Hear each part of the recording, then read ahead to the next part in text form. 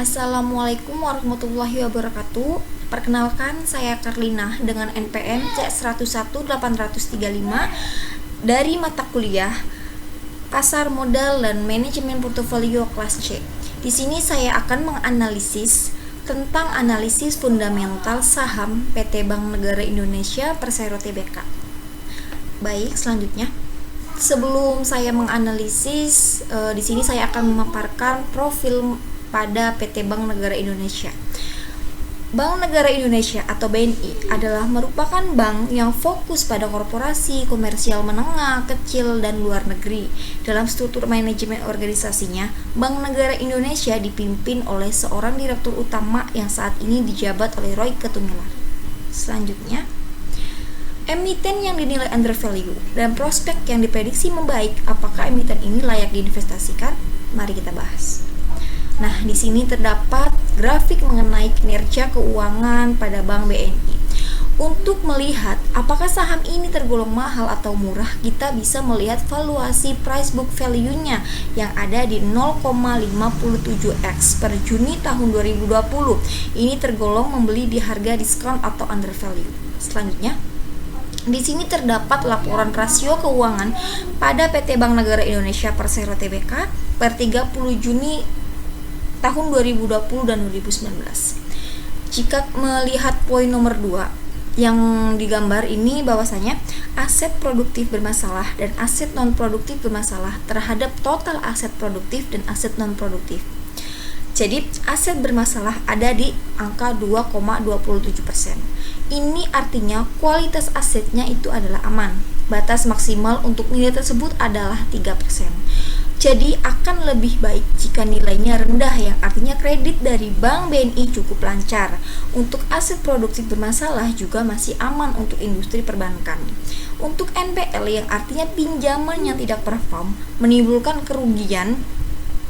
Untuk NPL gross di sini terdapat sebesar 3,03% yang dinilai dari total kredit yang diberikan.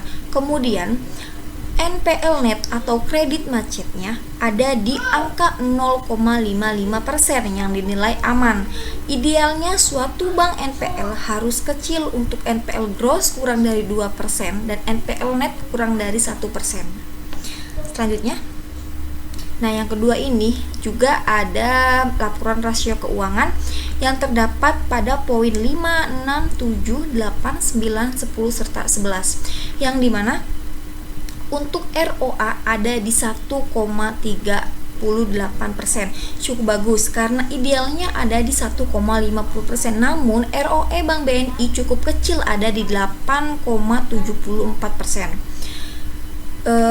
Di sini ROE pada Bank BNI itu mengalami penurunan lebih besar dari tahun sebelumnya. Kemudian idealnya ROE di 15% atau lebih. Ini artinya Bank BNI kurang menguntungkan, labanya kecil jika dibandingkan dengan bank yang lain. Untuk NIM cukup bagus, ada di 4,47%. Semakin tinggi akan semakin bagus untuk sebuah bank. Untuk BOPO-nya, untuk BOPA di sini terlihat ada di angka 82,81%. Akan semakin baik jika nilainya kecil dan bagus, karena semakin efisien idealnya ada di 80%. Jika di atas 100% artinya bank merugi. Nah, untuk LDR perbandingan kredit, untuk LDR atau perbandingan kredit yang diberikan dengan dana pihak ketiga yang diterima oleh bank ada di angka 87,79%. Idealnya LDR ini di rentang sebesar 90% sampai kurang dari 100%. Nilai ini disebabkan keadaan permintaan kredit yang masih lemah, namun kedepannya akan diprediksi pertumbuhan kredit indikasinya akan meningkat. Kemudian di sini ada kesimpulan. Dari kesimpulan ini, di tengah keadaan ekonomi yang bergerak dinamis dan ketidakpastian perubahan dunia karena adanya COVID-19, Bank BNI tetap tumbuh positif per semester awal di tahun 2020. Jadi kesimpulannya, nilai LDR yang turun akibat tersendatnya penyaluran kredit seperti bank umum lainnya memiliki kondisi fundamental yang relatif aman. Prospek setelah pandemi yang prediksi akan mempengaruhi industri perbankan. Sekian. Saya Karlina. Mohon maaf bila ada kesalahan.